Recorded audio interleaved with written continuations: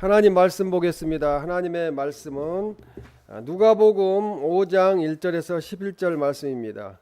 무리가 몰려와서 하나님의 말씀을 들을새 예수는 게네사렛 호숫가에 서서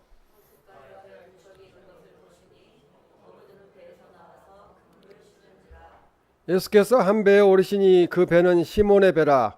육지에서 조금 떼기를 정하시고 앉으사 배에서 무리를 가르치시더니 시몬이 대답하여 이르되 선생님, 우리들이 밤이 새도록 수고하였으되 잡은 것이 없지만은 말씀에 의지하여 내가 그물을 내리리이다 하고, 이에 다른 배에 있는 동무들에게 손짓하여 와서 도와달라 하니 그들이 와서 두 배의 채움에 잠기게 되었더라.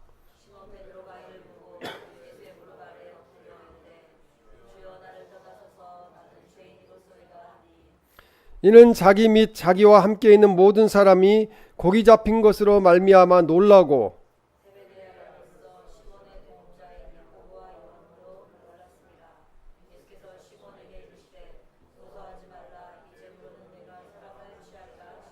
다 같이 읽겠습니다. 그들이 배들을 육지에 대고 모든 것을 버려두고 예수를 따르니라. 아멘. 말씀에 순종하면 복을 주십니다 라는 제목으로 하나님의 말씀을 전하겠습니다. 남아메리카 서부의 밀림에 사는 인디안 부족의 추장인 모란이라는 사람이 있었습니다. 이 모란이라는 사람은 이렇게 말을 했는데, 내 아내가 잘못된 것을 할 때 내가 아내에게 여보, 하나님의 말씀은 이렇게 말씀하고 있습니다 라고 말합니다. 그러면 아내는 그것이 하나님의 말씀인가요? 라고 말을 합니다. 그래서 아내는 하나님의 말씀을 찾아보기 위해서 성경을 건네받고 혼자서 그 말씀을 읽고 그 다음에는 더 이상 그런 실수를 하지 않았다고 합니다. 또 이 모란이라는 사람이 해서는 안 되는 것을 할 때면 아내가 부드럽게 또 온유하게 남편에게 이야기했다고 합니다. 여보, 하나님의 말씀은 이렇게 말씀하고 있지 않는가요? 이렇게 이야기를 했습니다. 그러면 이번에는 이 모란이라는 사람이 그 말씀, 하나님의 말씀을 읽고 하나님의 도우심으로 다시는 그런 실수를 하지 않았다고 그렇게 말씀합니다. 아주 놀라운 그런 간증입니다. 이 전 세계 모든 신자가 이 모란 부부처럼 성경 말씀에 순종하는 일에 헌신되어 있다면은 모든 일이 잘 될 것입니다. 교회는 부흥할 것이고 신자들의 삶은 거룩하게 될 것이고 세계가 복음화되는 역사가 일어나게 될 것입니다. 생활 방식으로서의 전도에 대한 책들도 많습니다. 또 전도 이야기도 많이 있습니다. 그러나 그것은 순종이 생활 방식에 적용되지 아니하면 결코 일어날 수 없는 일이 전도라고 볼 수 있습니다. 왜 그러냐면 사람들이 그 모습을 보기 때문에, 그 사람의 모습을 보고 당신이 믿는 예수님이라면 나도 믿겠습니다 이렇게 이야기하기 때문에 그렇습니다. 그래서 열매 맺는 전도자 사명자가 되기 위해서는 우리는 성령으로 충만해야 됩니다. 사랑과 희락과 화평과 오래 참음과 자비와 양선과 충성과 온유와 절제해야 된다는 거죠. 그래서 오늘 본문 성경 말씀은 순종하는 삶을 살면 기적을 주신다는 거예요.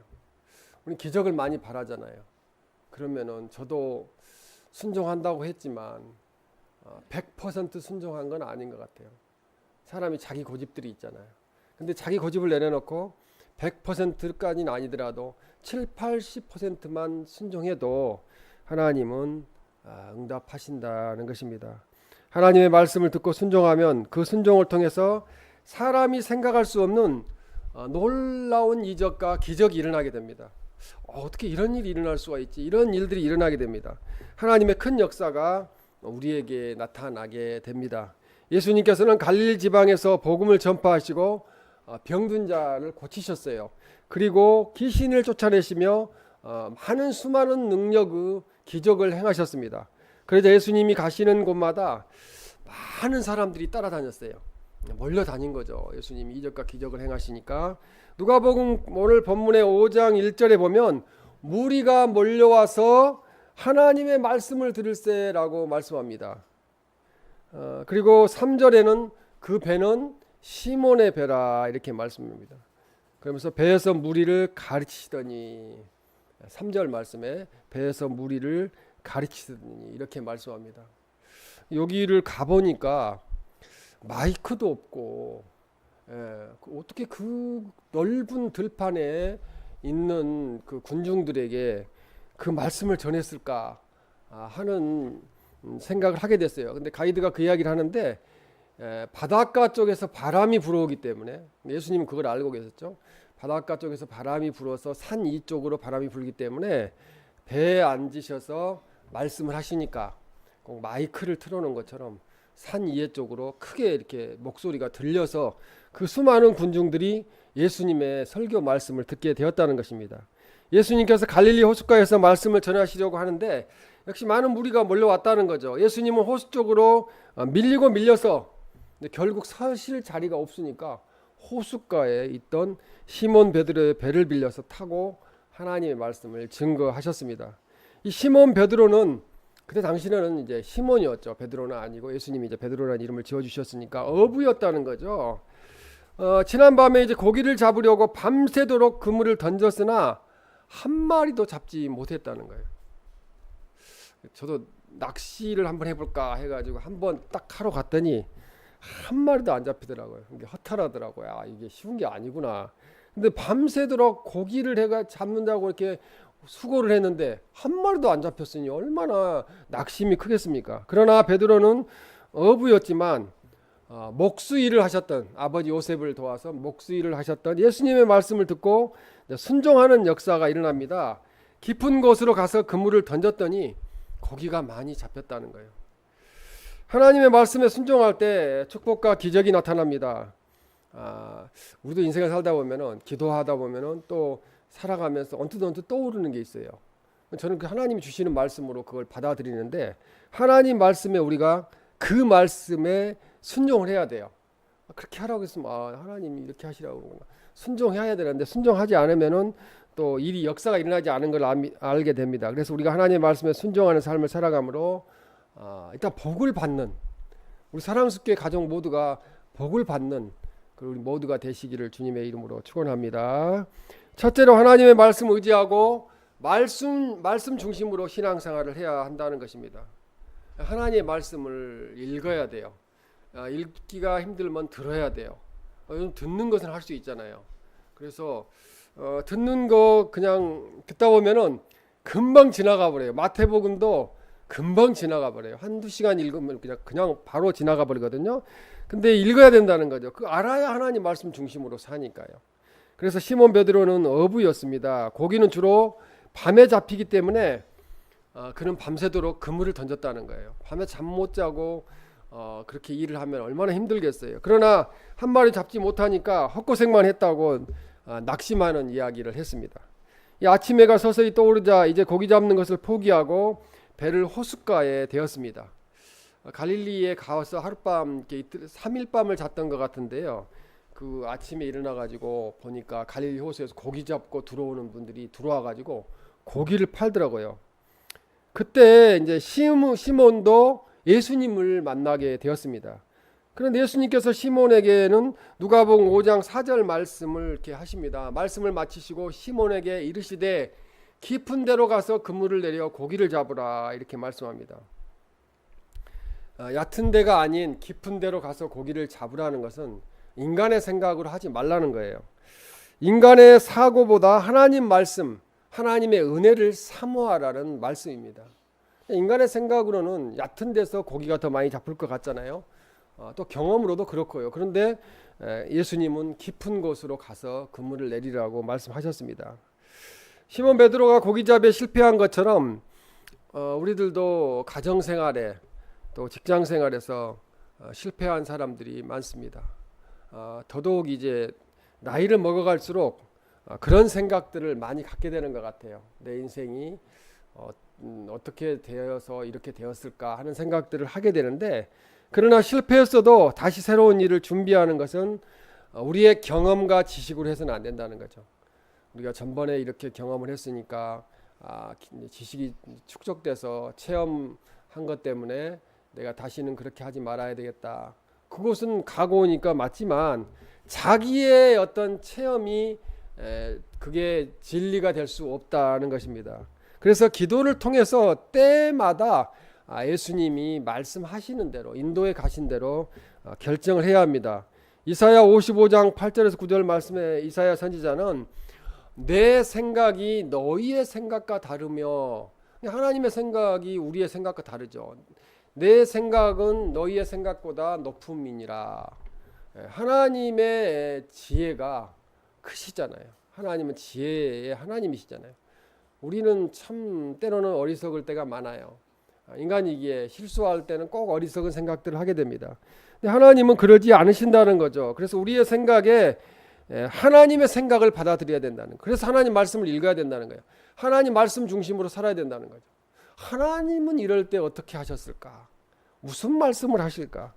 하나님의 말씀을 받아들이고 하나님의 뜻을 받아들여야 합니다. 근데 지금 우리가 살아가는 이 세상은 그러니까 좋은 말씀은 받아들이고 그렇게 하라 하지 말라 하는 말은 잘 안 받아들이는 것 같아요. 지금 세상이 그렇게 되었어요. 세상이 자기중심적인 사고로 살아간다는 거죠. 고린도전서 2장 5절에 보면 너희 믿음이 사람의 지혜에 있지 아니하고 다만 하나님의 능력에 있게 하려 하였노라 이렇게 말씀합니다. 그러니까 우리 믿음이라는 것이 하나님의 능력을 의지하는 게 믿음이에요. 근데 사람 지혜를 의지하는 것은 믿음이 아니라는 거죠. 하나님 말씀을 의지하는 사람이 바로 깊은 곳에 그물을 던지는 순종하는 사람이라는 거죠. 상식적으로는 불가능한 일이지만 깊은 데에 고기가 없잖아요. 그물도 짧잖아요. 그런데 예수님은 깊은 곳에 그물을 던지라고 말씀하셨습니다. 하나님이 함께 하시니 나는 반드시 승리할 것을 믿는다는 담대한 믿음을 갖고 살아야 됩니다. 순종하는 성도에게 하나님께서 생각지도 못한 결과를 안겨주실 줄로 믿습니다. 시몬 베드로는 예수님의 말씀에 순종하여 그물을 내렸습니다. 근데 순종하기 전에 5절에 보면 이제 말씀에 의지하여 내가 그물을 내리리이다 이렇게 말을 하고 순종을 했는데 베드로의 그 생각, 시몬의 생각에는 이런 마음이 있었을 수 있었어요. 첫째로 예수님께서 베드로에게 고기를 잡으라고 말씀하신 시간은 아침이었다는 거죠. 아침에는 고기가 전부 숨어서 잡을 수가 없기 때문에 시간적으로 맞지 않았다는 거죠. 밤에 고기가 많이 활동을 하는데 밤에도 안 잡혔는데 아침에 잡힐 리가 없다는 거죠. 둘째, 장소에도 문제가 있었다는 것입니다. 갈릴리 호수는 깊은 곳은 너무 깊기 때문에 고기가 잡히지 않았다는 겁니다. 그물로 잡으려면 얕은 곳에서 잡아야지 깊은 곳으로 가면 깊이 들어간 고기를 그물이 내려가지 않기 때문에 잡을 수가 없었다는 거예요. 그게 이제 시몬의 인간적인 생각이었다는 거죠. 셋째로 밤새도록 고기를 잡았기 때문에 피곤해서 더 이상 고기를 잡을 수가 없다는 거죠. 밤새 잠을 못 잤는데 더 이상 의욕도 없겠지요. 그런 상태였는데도 베드로는 말씀에 의지하여 내가 그물을 내리리라 하는 순종의 모습을 보여줬습니다. 예수님은 목수 출신이에요. 그리고 시몬은 한평생 고기를 잡은 어부 출신이라는 거죠. 누가 잘 알겠어요? 누가 전문가예요? 인간의 상식적으로는 시몬이 고기 잡는 데서는 전문가이죠. 고기잡이에 대해서 알면 시몬이 더 많이 알기 때문에 핑계를 댈 수도 있고 이런 세 가지 문제를 가지고 거절할 수도 있었다는 거죠. 그러나 시몬은 예수님의 말씀에 순종했습니다. 말씀에 의지하여 내가 그물을 내리리라. 자기 경험과 지식과 생각을 포기하고 말씀에 순종해서 말씀에 의지해서 그물을 내렸다는 것입니다. 밤새 한 마리 잡지 못했고 때도 맞지 않고 피곤하지만 그러나 예수님의 말씀에 순종하여 그물을 던졌는데 놀라운 역사가 일어나게 되었습니다. 우리도 교회 나와서 예배드리고 하나님의 말씀대로 순종하는 삶을 살아야 됩니다. 저는 어렸을 때부터 이제 특별한 은혜일 수 있는데 교회 안 가고 다른 데 가면은 맨날 안 좋은 일이 생겼었어요. 사건 사고가 나고. 그래서 두려움이 생겼어요. 나 교회를 안 가면 큰일 나겠구나. 그런 마음으로 어렸을 때 이렇게 주의를 지켰던 것 같습니다. 요한복음 15장 7절에 이렇게 말씀합니다. 너희가 내 안에 거하고 내 말이 너희 안에 거하면 무엇이든지 원하는 대로 구하라. 그리하면 이루리라. 그렇게 말씀합니다. 그 말씀은 뭐냐면은 순종하면 앞에 두 줄을 줄이고 순종하면 무엇이든지 원하는 대로 구하라. 그리하면 이루리라. 그 말씀이에요. 하나님 말씀대로 순종하면은 간구하여 기도드리면 하나님께서 도와주십니다. 기도는 땅에 떨어지지 않아요. 분명히 하나님은 기도에 응답하십니다. 예수님의 말씀은 하늘과 땅을 창조하신 하나님의 말씀이었습니다. 예수님은 다니시면서 말씀을 통해서 이적과 기적을 행하셨어요. 내 믿음대로 될지어다. 믿음을 보신 거죠. 순종하는 모습을 보신 거죠. 내 순종하는 그 말대로 될지어다. 이렇게 해서 치료하시고 회복해 하셨습니다. 천지를 창조하신 하나님, 기적을 행하시는 하나님, 우리에게 영원한 생명을 주신 하나님, 그 하나님의 말씀인 성경 말씀을 믿고 우리가 그 말씀대로 살아보기를 힘써야 됩니다. 100% 그 말씀대로 살기는 어려워요.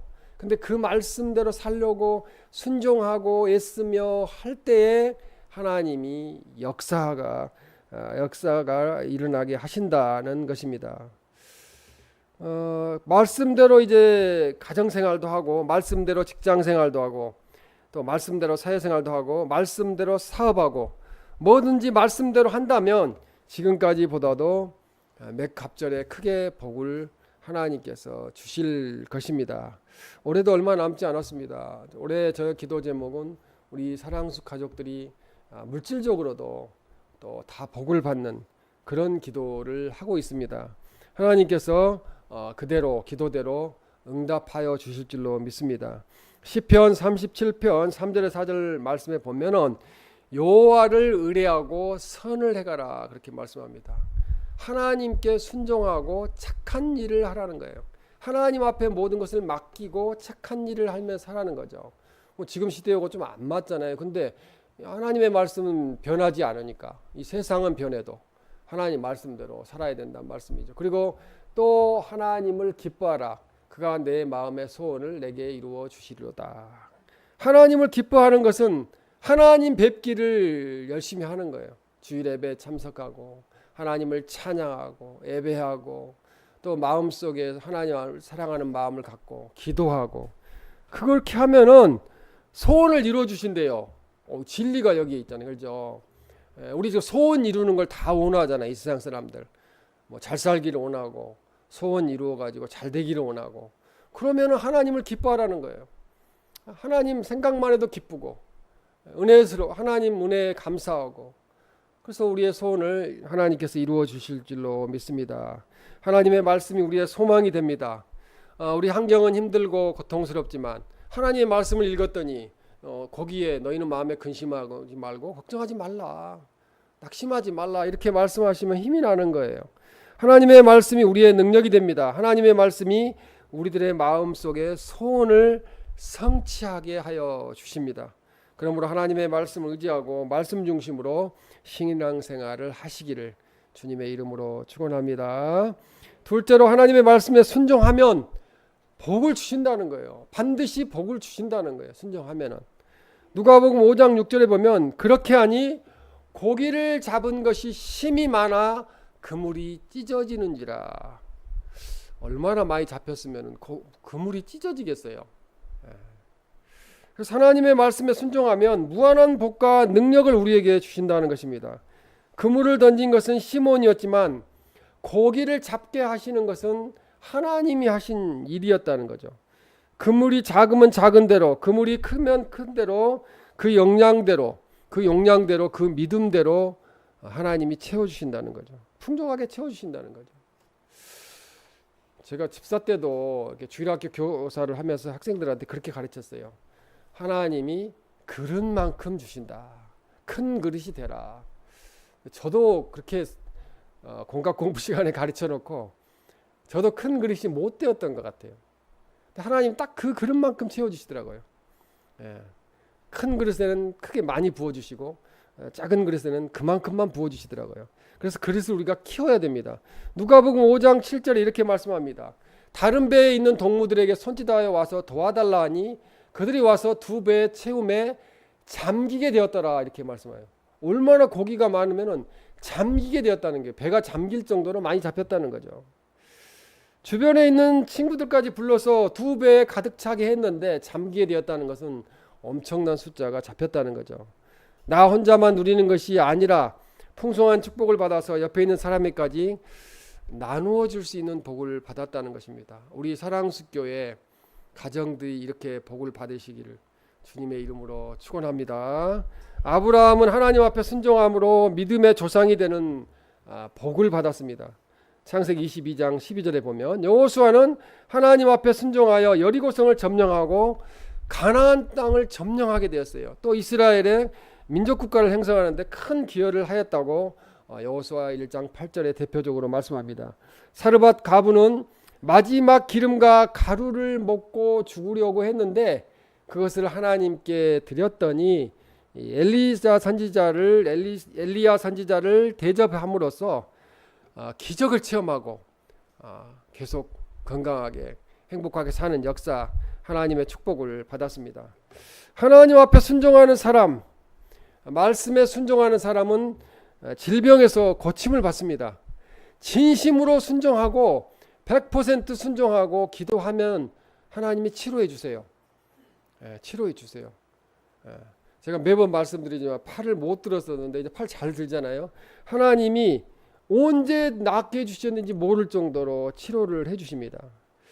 그리고 순종하면은 그 자식과 후손이 복을 받는다는 거죠.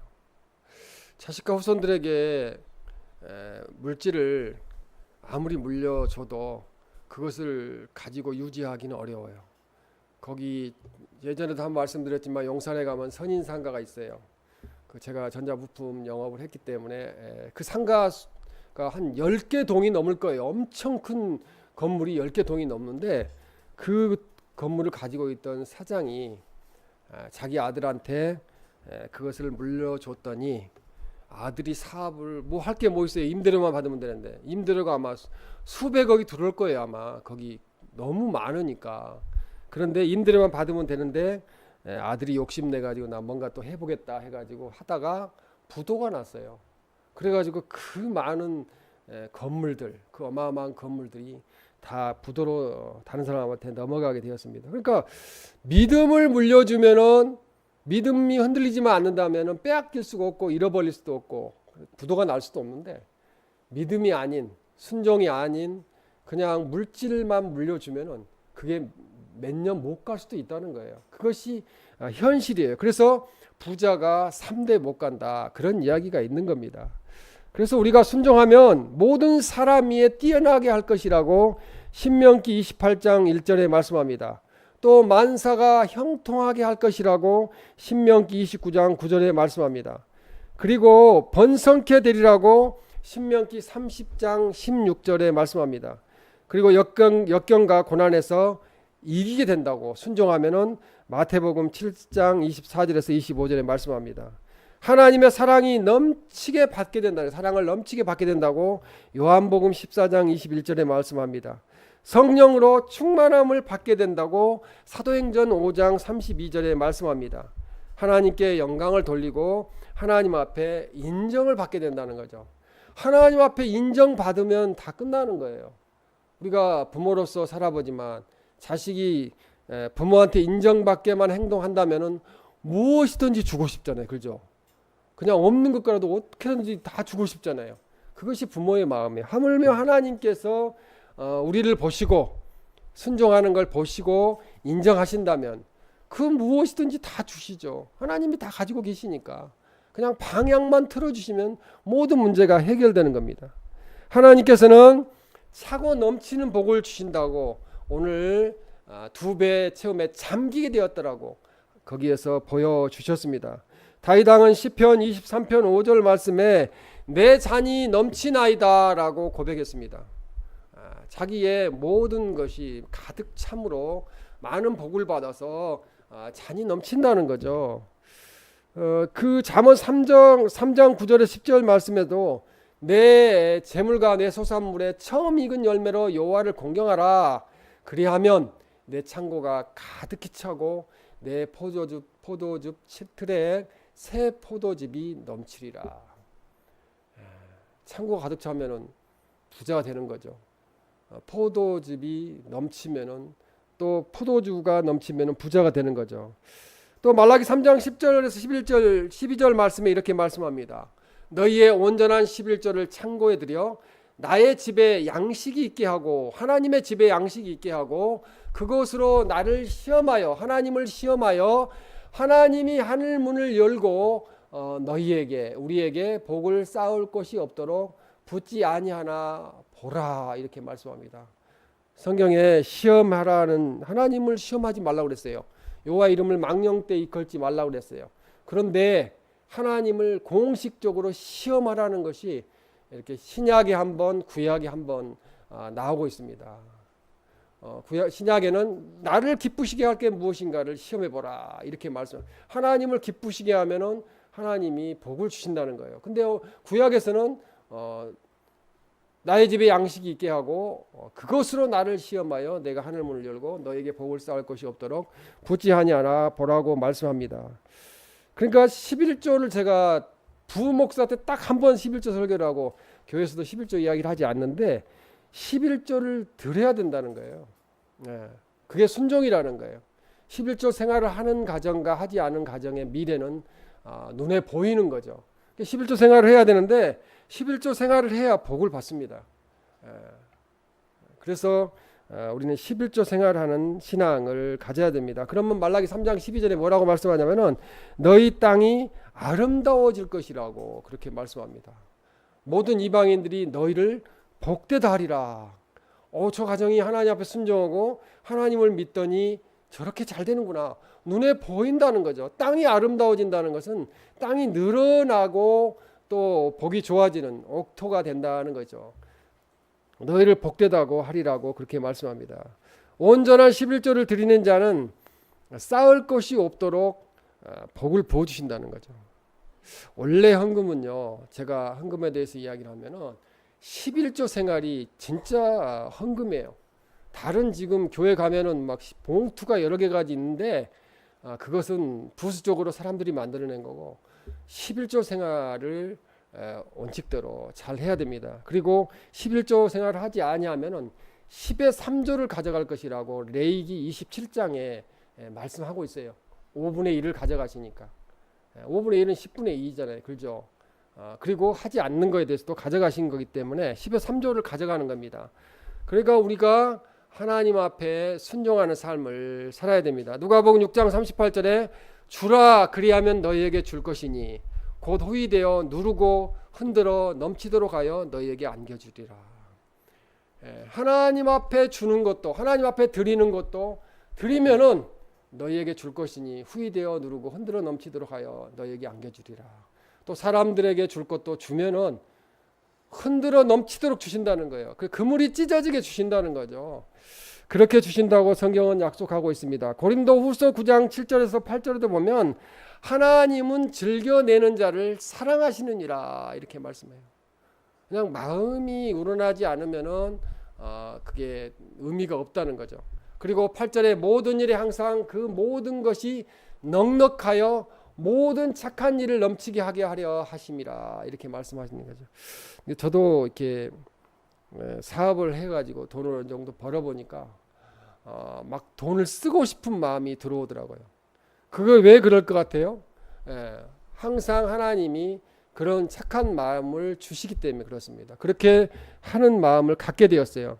그래서 하나님은 우리에게 풍족하게 넘치게 주실 줄로 믿습니다. 우리 사랑수 가족들에게 하나님께서 풍족하게 넘치게 주시기를 주님의 이름으로 축복합니다. 하나님의 말씀에 순종하면 풍족한 복을 받습니다. 복이 넘쳐나서 다른 사람을 도와줄 수 있을 정도로 하나님께서 역사하여 주신다는 거죠. 옆에 있는 다른 배를 불러서 그 배도 채워가지고 가라앉을 정도로 만드는 복을 주신다는 것입니다. 순종하는 사람은 행복하고 평안합니다. 교회 나와 하나님 말씀에 순종해야 올바른 신앙생활을 할 수 있습니다. 하나님 말씀의 순종함을 통해서 복받는 우리들이 다 되시기를 주님의 이름으로 축원합니다. 셋째로 하나님의 말씀에 순종하면 사명을 주신다는 거예요. 우리가 내가 사명자다, 이런 생각을 우리도 다 가져야 돼요. 평신도 사역자도 사역자이기 때문에 나는 사명자다, 하나님의 사명을 받은 사람이다, 이런 믿음을 가져야 됩니다. 이 사명자로 사는 것은 모든 것이 하나님의 섭리라는 거죠. 하나님의 뜻이고 은총이고 은혜고 축복입니다. 누가복음 5장 8절에서 11절 말씀에 보면은 10절에 보면 무서워하지 말라, 이제후로는 내가 사람을 취하리라, 이렇게 말씀합니다. 사람을 낚는 어부가 되게 하신다는 거죠. 누가복음 5장 11절에 말씀합니다. 모든 것을 버려두고 예수를 따르니라. 하나님이 부르셨어요, 사명자로. 그 모든 걸 버려두고 그냥 예수님 따라가야 돼요. 배도 버려주고, 배에 고기가 가득 차 있잖아요, 그죠? 근데 고기 가득 차 있는 거 다 버려두고 그냥 바로 예수님을 곧 따라갔다는 거죠. 시몬의 지금까지의 삶은 고기 잡는 거, 돈벌이 하는 것이 삶의 목적이었습니다.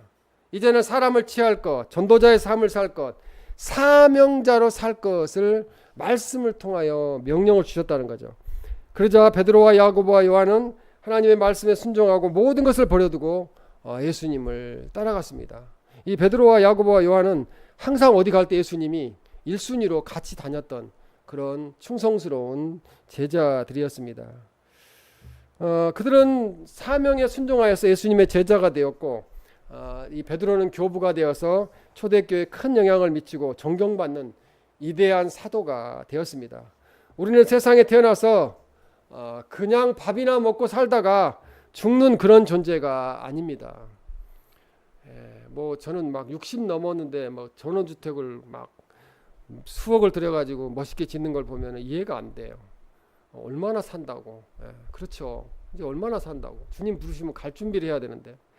근데 우리는 우리를 통해서 하나님의 영광을 드러내는, 우리를 통해서 하나님의 나라가 확장되는, 또 우리를 통해서 교회가 세워지고 부흥되는, 우리를 통해서 하나님의 역사가 이루어지는 그런 사명자가 되어야 된다는 거죠.